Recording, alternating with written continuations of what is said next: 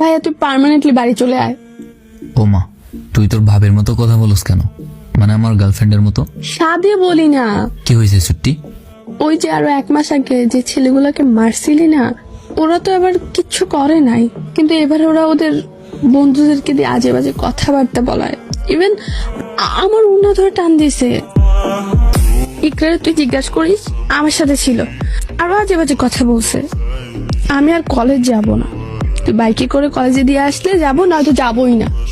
এইভাবে একদম খারাপ লাগে। আইরিন বোন, আমার আসতে আবার একটু লেট হবে।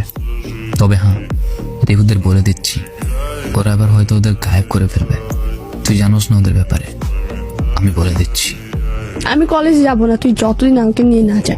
ওকে, আমি বাসায় বলে দিব আম্মুরে। ঠিক আছে ভাইয়া। সাবধানে থেকে সুরানি। আচ্ছা ভাইয়া। ওই দিন ওরে কি মারছস? ওর সাহস কেমনে হয় ও আবার ওর বন্ধু বান্ধব দিয়ে আমার বোনের রিপ্রেজেন্ট করে?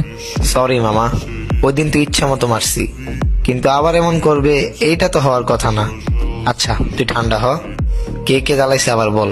হোয়াটসঅ্যাপ থেকে আমি তোকে পিক কালেক্ট করে দিচ্ছি, আর এবার মারলে যেন হাত পা গুড়া গুড়া হয়ে যায়। আচ্ছা চিন্তা করিস না, এইবার কোন এক মায়ের বুক খালি হবে।